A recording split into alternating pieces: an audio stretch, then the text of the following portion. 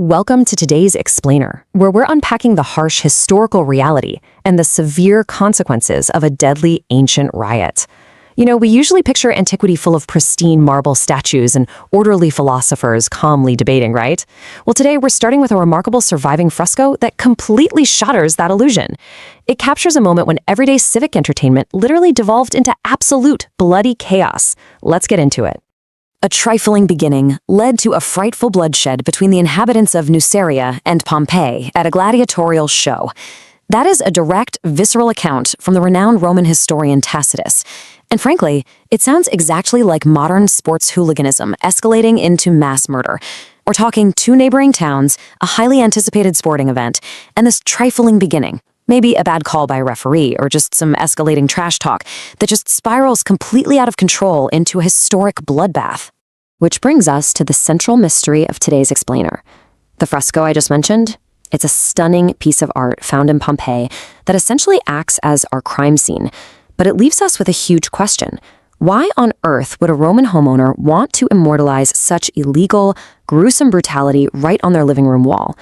This vivid painting, which you can actually go see today in the Archaeological Museum of Naples, was taken straight off a domestic, private wall. It's a fascinating puzzle, and we're going to piece it together. Part 1. Anatomy of the Amphitheater. Let's take a look at the riot's epicenter. To really grasp the sheer scale of this violence, we first have to examine the architectural details preserved in our fresco. The artist captured some incredibly realistic features here. See that massive awning used to shade the spectators? That's the velarium. And get this, it's actually the very first and only surviving depiction of an amphitheater awning in all of ancient art. Pretty wild, right? Add in those highly unique exterior staircases, the neighboring palestra, which was a training ground, the faux marble interior paneling, and its proximity to the city walls. All of this proves undeniably that we are looking at a factual, almost journalistic depiction of Pompeii's specific amphitheater. Now, built around 70 BC, this primordial arena was absolutely massive. It held roughly 20,000 people. Just imagine that space for a second. 20,000 screaming fans packed shoulder to shoulder, the deafening roar echoing off the stone under the sweltering Italian sun. It was a literal pressure cooker, especially when rival towns packed into those stands, sitting in dangerously close proximity to their sworn local enemies. Moving on to part 2. Pageantry and gladiatorial games. Before things went terribly wrong, we have to remember that these events were typically grand civic spectacles deeply rooted in tradition. Normally, these games were called munera, essentially gladiatorial games sponsored by wealthy individuals as a civic obligation to honor the deceased. And they went all out. We're talking elaborate processions with horses and magistrates, loud musical accompaniment, and brutal animal hunts, like, say, a bear tied to a bull. Gladiators would parade around in this highly decorated, ornate dress armor. It was a massive, highly anticipated festival. But the event in 59 AD, it was distinctly different. This was not your standard honorable munera. Instead, it was a hyper-localized gladiatorial spectacle sponsored by a guy named Lavinius Regulus. And Regulus was actually a disgraced senator who had been expelled from Rome. He set up a showdown, pitching Pompeian gladiators directly against a rival team from nearby Nuceria. Honestly, looking back, it was an absolute recipe for disaster. Part 3. Taunts, stones, and swords. Let's look at the escalation. So the crucial point here is how this tense, hyper-local rivalry exploded from a simple sporting event into full-blown urban warfare. Let's look at the timeline because it builds exactly how Tacitus described it. Minute 1, it starts with abusive language and typical fan taunts, just jeering across the aisles. Fast forward 10 minutes, they're literally ripping up stones and hurling them at each other. By the 30-minute mark, things take a lethal turn. They are actually drawing hidden weapons and swords. And within an hour, complete chaos, resulting in horrific mutilations and death. And our fresco brilliantly illustrates all of this chaos from a bird's eye view. Look at the left side. Inside the arena, you have brawls erupting in the seating area while gladiatorial combat is still happening on the sand below. Then on the right, outside the arena, the violence is just spilling down those exterior staircases, bleeding right into the neighboring palestra and the city streets. You even have these oblivious merchants who were probably just trying to sell their goods in the shade, completely swept up in this uncontained anarchy.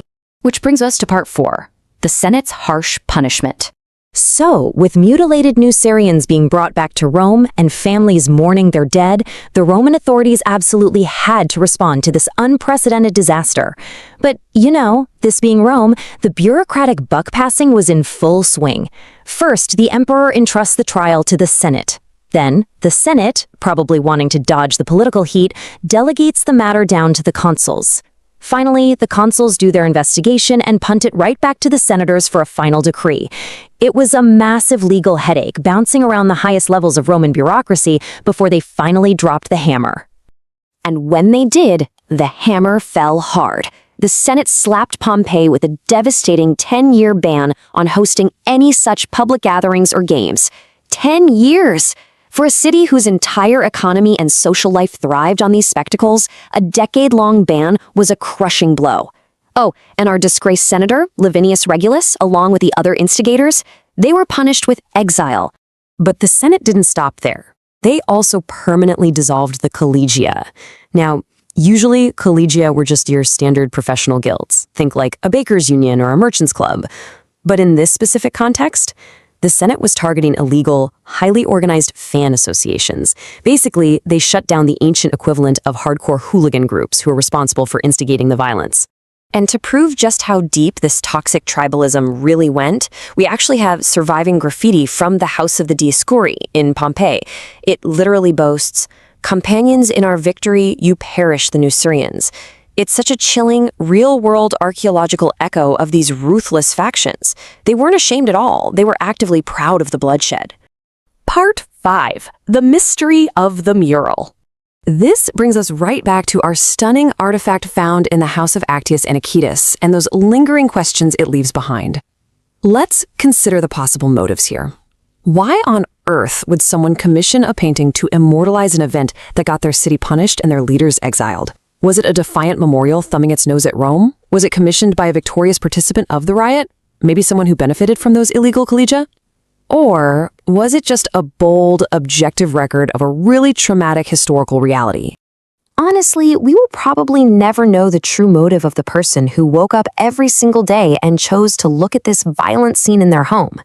But as we wrap up this explainer, I want to leave you with the question to ponder. Was this homeowner a proud participant in the bloodshed, or simply a citizen obsessed with a dark chapter of their history?